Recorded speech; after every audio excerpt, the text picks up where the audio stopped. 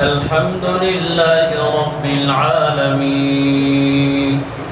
الرحمن الرحيم مالك يوم الدين إياك نعبد وإياك نستعين اهدنا الصراط المستقيم صراط الذين أنعمت عليهم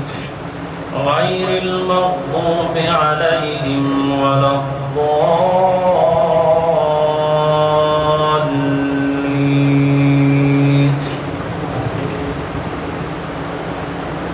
طاسين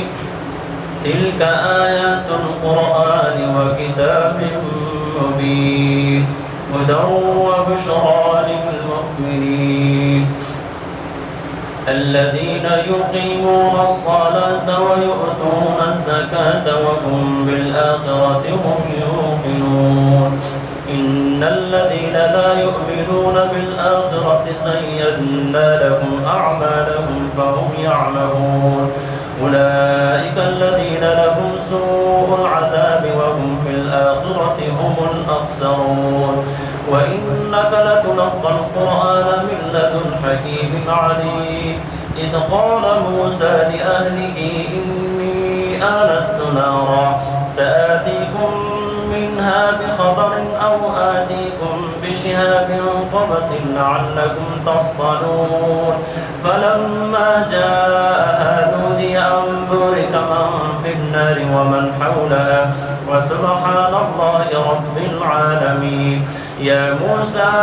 إنه أنا الله العزيز الحكيم وألق عصاك فلما رآها تهتز كأنها جان ولا مدبرا ولم يعقب يا موسى لا تخف إني لا يخاف لدي المرسلون إلا من ظلم ثم بدل حسنا بعد سوء فإني غفور رحيم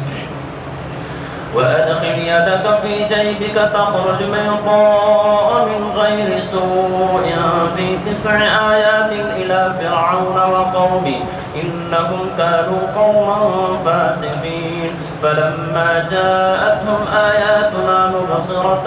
قالوا هذا سحر مبين وجحدوا بها واستيقنتها أنفسهم ظلما وعلوا فانظر كيف كان عاقبة المفسدين.